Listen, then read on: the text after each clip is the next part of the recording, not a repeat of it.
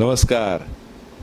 रंग यशाचे या मालिकेमध्ये आता आज आपण एका वेगळ्या कलाकाराला भेटणार आहोत, ज्याचं विश्वच अनोखं आहे.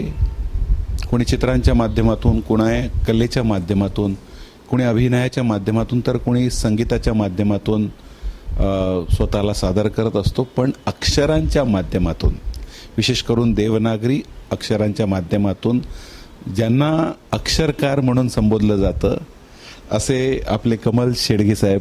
अक्षरशः पण म्हणतात. हो, अक्षरशः सुद्धा ज्यांचा उल्लेख होतो असे. प्रदर्शनात यशवंत दत्त आला होता पुण्यामध्ये. त्यांनी सरळ होतो, कमलजी तुम्ही अक्षरशः आहात. अक्षरशः आहात असे कमलजी शेडगे यांचं आपण स्वागत करतोय. हा प्रवास तुमचा, खरं तुमची आवड जी होती ती चित्र रेखाटणे या संदर्भात होती, पण वडिलांचा जो संस्कार झाला तुमचा, म्हणजे लहानपणापासून मोठे जसे होत गेलात तसं त्यांचं जे क्रिएटिव्ह आर्ट होतं, विशेष करून अक्षरांच्या संदर्भात, ते तुम्हाला या क्षेत्रात घेऊन आलं. त्याबद्दल तुम्हाला थोडक्यात काय सांगायचं? खरं म्हणजे मला या अक्षर लेखनाची आवडच नव्हती. मुळात मला चित्रकलेची आवड होती. म्हणजे ह्याचे फोटो यायचे ना नटांच्या सिनेमांचे, ते चौकोन घालायचे, ते मोठे एनलार्ज करायचे, त्याचे स्केचेस करायचं. म्हणजे स्केचेसवरती माझं जास्त प्राधान्य होतं. म्हणजे अक्षर ते नव्हतंच माझं. पण मी टाइम्समध्ये लागलो, पण ती सुरुवात केली इंग्रजी अक्षरावरून. कारण तेव्हा महास्टॅम्प नव्हता, धर्मयुग नव्हता, फक्त इंग्रजी पेपर होते ते, आणि फिल्मफेअर होतं आणि फेमिना, ह्याचीच मी शिस्त करत होतो. म्हणजे काय, मला काही येत नसल्यामुळे पूर्वी नटांची नाव असायची, देवानंद लिहायचं. मग हळूहळू वाक्य लिहायला लागलो. असं करत करत करत मी इथे पुढे आलो आहे. आणि महाराष्ट्र टाइम्स सुरू झाल्यापासून मी मराठी सुरू करायला गेले. महाराष्ट्र टाइम्स सुरू झाल्यापासून तुम्ही मराठी लिहायला सुरुवात केलं? ते महाराष्ट्र टाइम्सचं म्हणणं मूळ आले किती वर्ष वापरत होते ते. मी काय म्हणतो, हा साधारणतः जो थक्क करणारा प्रवास हा साधारणतः किती वर्षांचा आहे? मी टाइम्समध्ये लागलो 55 साली. तेव्हा ही मराठी काहीच नव्हतं, फक्त लोकमान्य, नवशक्ती आणि लोकसत्ता होतं. मग त्याचा आमचा काही संबंध नव्हता. 62 साली जेव्हा गोवा हिंदू असून सुरुवात झाली, तेव्हा त्यांचं पहिलं नाटक मी केलं, रायगडाला जेव्हा जाग येते. ते एकदम हिट ठरलं. मी तेव्हा मला कल्पना नव्हती मी कसं करायचं ते. म्हणजे ते ऐतिहासिक रिलेटिंग मी काही करत नव्हतं, एकदम साधं रिलेटिंग लिहितात तसं केलं होतं. नंतर केलं मत्स्यगंधा, ते त्यांचंच. ते मत्स्यगंधावरती गच्या अनुस्वाराची मासोळी टाकली, एकदम हिट झालं हेडिंग. अच्छा, म्हणजे हा प्रवास जो तुमचा बघतोय आम्ही, पुरुष असेल, नाचगा घुमा असेल, सेलिब्रेशन असेल, ज्वालामुखी, गुलमोहर, ही सगळी गाजलेली नाटकं आहेत तुमची, म्हणजे जी तुम्ही अक्षरातून व्यक्त केलेली आहेत. मोठमोठे जे नेते आहेत, मोहन वाघ दिसत आहेत आपल्याला, विक्रम गोखले दिसत आहेत, राज ठाकरे, बाळासाहेब ठाकरे प्रदर्शनात दिसत आहेत, प्रशांत दामले दिसत आहेत. यांची अभिव्यक्ती काय होती ह्या तुमच्या आगळ्या वेगळ्या कलेबद्दल? हे हल्ली काय आहे, हल्ली फोटोलाच महत्त्व असताना आहे. पूर्वी आम्हाला हाती स्केचेस करायला लागायची. पूर्वी फोटो वापरत नव्हते कोण, नटांचे फोटो कोणी वापरत नव्हते. मोहन वाघ आल्यापासून सुरुवात झाली ती.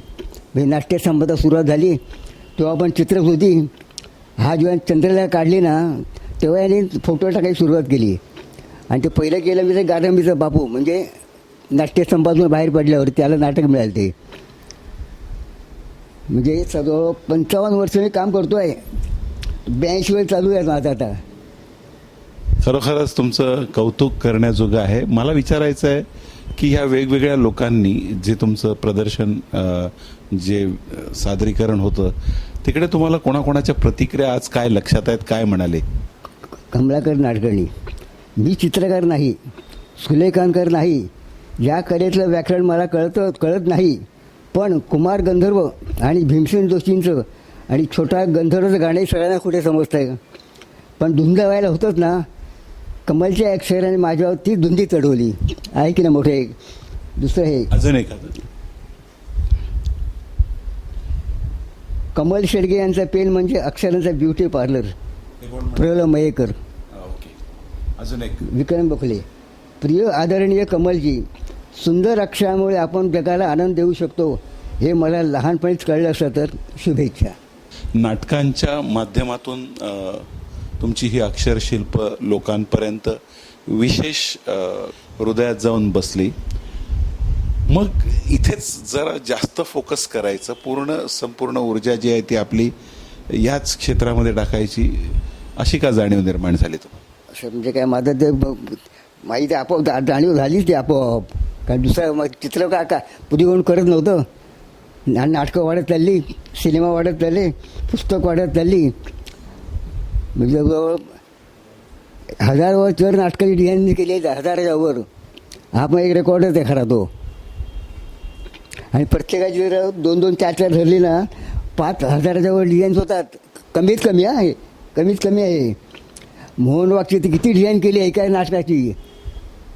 आज त्याचं काय, प्रत्येक डिझाईन बदलत जायचं. म्हणजे लोकांना काहीतरी वेगळं बघतो वाटलं पाहिजे. म्हणजे नाटक तेच, पण डिझाईन बदलत जायची. हे का महत्वाचं असतं की थोडंसं वेगळं लोकांना वेळोवेळी दिसलं पाहिजे? हां, म्हणजे त्याचं काय मत होतं, लोकांना तेच बघायची सवय झाली ना की लोक बघत नाही. मग वेगळं झालं की लोक बघतात, म्हणजे नाटकात नाव लक्ष राहते. आणि पूर्वी काय होतं, डिझाईनला साईजच नव्हती. किती मोठे करा, अर्धा पान करा, पाव पान करा. आता ते बंधनच केलं आहे. आता 6 सेंटीमीटर 8 सेंटीमीटर आम्हाला डिझाईन करता येत नाही. त्याच्यात ते फोटो, कंपनीचं नाव, डिझाईनचं, नाटकाचं नाव, लेखक दिग्दर्शक संपर्क सगळं बसवावं लागते. म्हणजे ते सगळे काय तडजोड असते त्याच्यात. म्हणजे मुक्तपणे आम्हाला असं करता येत नाही. आणि परत लेटरिंग बोर्ड पाहिजे. आपली जाहिरात प्रत्येकाला वाटते दिसली पाहिजे पेपरमध्ये उठून. म्हणजे असं 3 लेटरिंग करून आम्हाला चालत नाही. आणि त्याच्यातही नाविन्य ठेवावं लागते. तुम्ही हजाराहून अधिक ही नाटकांची अक्षरशिल्प आकारलेली आहेत. कुठली अशी 1-2 विशेष तुम्हाला कठीण गेली पण ती लोकांनी खूप उचलून धरली?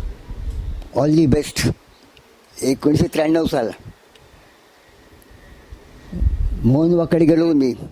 ते ना काय पुढे तर शिर्या मोदीला नाटक आहे, तिथून परत येत होतो. मी खाली खेळतो कॉम्पाऊंडमध्ये क्रिकेट.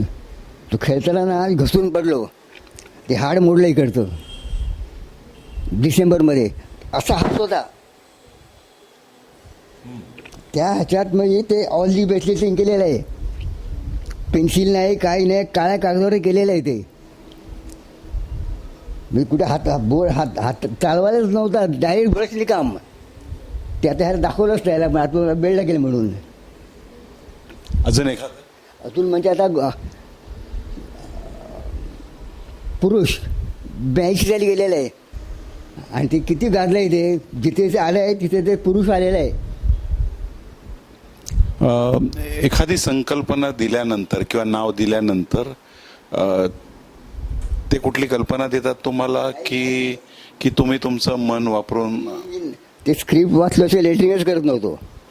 पूर्ण नाटक वाच पूर्वी ते स्क्रिप्ट हातीच यायचं. ते काय म्हणतात त्याला, ते संहिता. मग त्याच्यावर मी हाती लेटरिंग, डिझाईन हाती व्हायचं. ते फोटोच नव्हते ना काय. हल्ली काय फोटोला महत्त्व आलं आहे. दुसरं आज कम्प्युटरचं युग आलेलं आहे, तर हाती काम जे आहे ते फार कमी होतं. त्या संदर्भात काय बोला? पण लेटरिंग करायला हातीच करावं लागते. फोटो कशी ॲडजस्ट करू शकतो मी. पण लेटरिंग निरनिराळे टाईप करायचे ना, म्हणजे त्याला थोडी बुद्धिमत्ता वापरावी लागते. आता इतकं कॉम्प्युटरवरती इतकं कोण करू शकणार नाही. जी नाटकाची हल्ली नाट्य संस्था आहेत ना, त्या सगळ्या नाटकांची सुरुवात निर्माती माझ्या नाटकाहून झालेली आहे. म्हणजे मोहन तोंडकर, गोवा हिंदू, मोहन वाघ, चंद्रलेखा, प्रभाकर पणशीकर, नाट्यसंपदा, लता नार्वेकर, चिंतामणी, उदय धुरत, माऊली प्रोडक्शन, अमोल पालेकर, अनिकेत, अशोक हांडे, सौरंग, महेश मांजरेकर, सगळ्यांची सुरुवात माझ्या नाटकून झालेली आहे. म्हणजे आता काय म्हणत आहे, आंबछा, भद्रकाली, मच्छिंद्र कांबळी. हे मला एक मोठं श्रेय आहे माझं. मला म्हणतात ना हात गुण बांधतो ना, तो लागलेला आहे त्यांना. असं मी म्हणतो, त्यांना काय माहीत नाही होईल की नाही ते. सो एवढं असं 55 वर्षाचं घवघवीत यश तुमचं आहे. आणि आजही आम्ही मागे वळून बघतो आहोत तुम्ही एवढं जे अक्षरशिल्प आकारलेली आहेत. तुम्हाला आज 80 वर्षानंतर काय जाणीव होते? म्हणजे जेवढं श्रेय मिळायला पाहिजे होतं तेवढं मिळालं नाही आहे. ही आमची मोठी खंत आहे.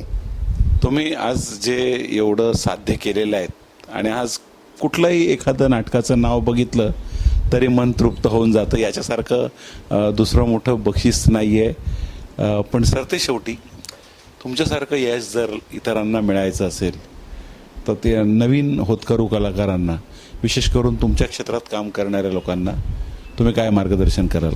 हे असं काम करण्यास कमी आलं आहे. हल्ली सर हे आलं आहे, संगणक युग आलं आहे ना, त्याच्यावर सुद्धा लेटरिंग करतात. पण तू ठोकळे बाज हाताने वळवत येणार नाही काम त्यांना. आणि ते करणारे फार थोडे आहेत. आणि जितक्या नाटकं कमी केली नाटकनाची ना, तिथे कोणी गेली नाही आहेत. रत्नाकर मस्कीची 40 नाटकं केली आहेत मी, एकूण एक. पहिली 2-3 सोडली तर. जेवण जळजी तशीच केली आहेत. काशीनाथ घाणेगिरी सर्व नाटकं मीच केली आहेत. फक्त माते तुला काय हवं सोडलं तर शेवटपर्यंत. पण हा पण एक विक्रमच आहे. आणखी एक कट्यार गाड्या होतली 67 साली आलं होतं, ते मीच केलं होतं.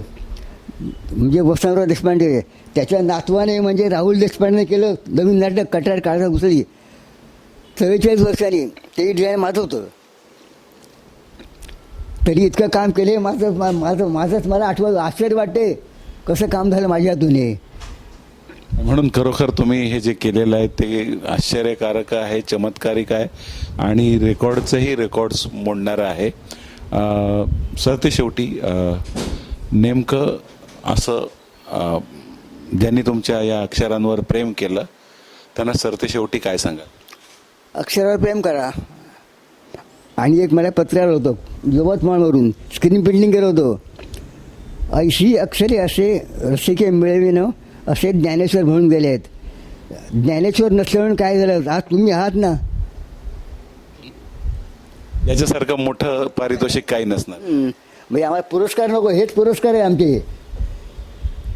खरोखरच म्हणजे निसर्गाचे एक अद्भुत चमत्कार म्हणजे कमलजी तुम्ही आहात. आणि तुम्ही आमच्याशी जी गोड बातचीत केलीत आणि तुमचा हा जो गेल्या 55 वर्षांचा प्रवास आहे हा चालणार आहे, असं चालू राहणार आहे. आणि तो प्रेक्षकांना, जे रसिकांना आणि त्याचबरोबर जे काही अक्षरांचे प्रेमी आहेत त्यांना असाच आनंद देणार आहे. आता वय माझं 82 आहे. अजून माझा हात अजून स्थिर आहे. अजून एका डोळ्याने दिसत नाही मला, उजव्या डोळ्याने हे काही दिसत नाही, सगळं काळं आहे.